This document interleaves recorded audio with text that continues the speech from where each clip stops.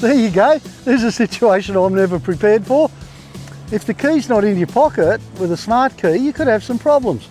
But as it is, what we've got here is a fairly standard recovery situation where it could be driven, it could be just, but that's to risk some panel damage.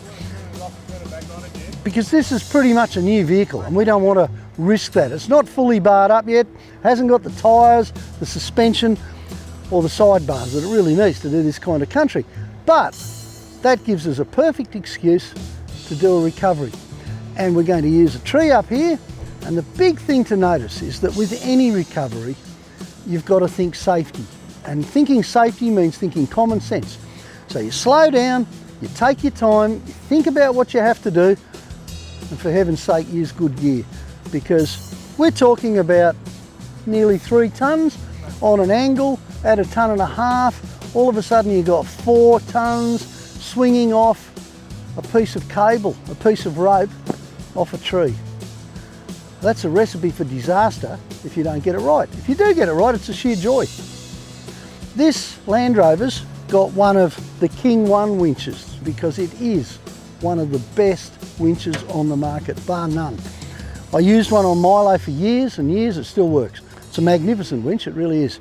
And of course, you want a good winch about now, you really do.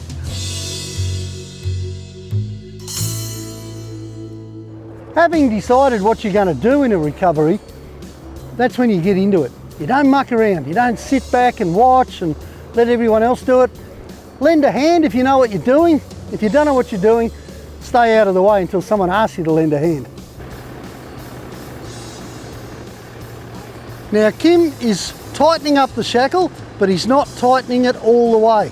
He's going to make sure that he can get it undone, because once they've been strained, it's a whole different world.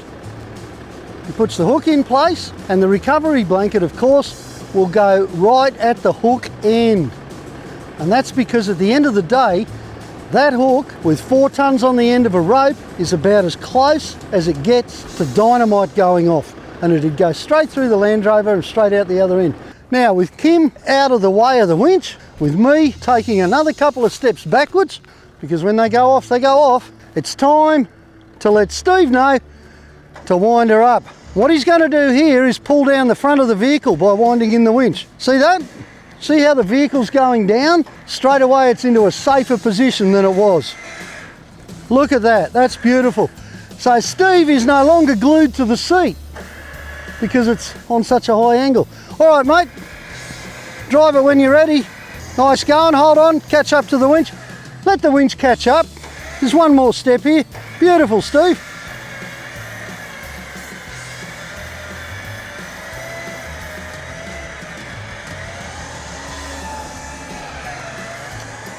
And I reckon we've pretty much nailed the worst of it. How does that feel to you, Steve? Much safer. Much safer? Much safer and a whole lot comfortable. All right, well that's a natural place to stop. You reckon you get a start from there? I think so. Okay, cool. This is the last little bit of common sense winch use. When it's time to roll the rope back up, you want to make sure that you feed it from side to side, so it's not all bunched up at one side.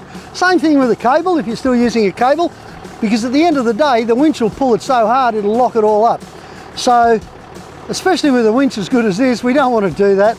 We'll just feed it from one side to the other, let it roll in, let it take its time to do that. If, for instance, I thought the guys were going to need the winch again, I'd probably just do a quick lap with the rope and then we could have it ready to go again. But at the end of the day, righto Steve, start going in. This is just a question of letting it go one rope width at a time. At the end of the day, you saw what happened there. The disco possibly could have made it, possibly could have fallen over. The whole trick to that was to get the front down. That's what we did with the winch.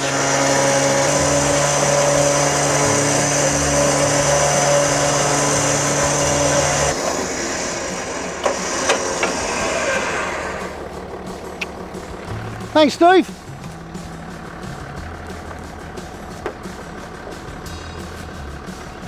One more little tip here. Winches usually have some sort of a cap over the entry point. And guess what? It's usually the first thing to go missing because a stick twigs it or something else.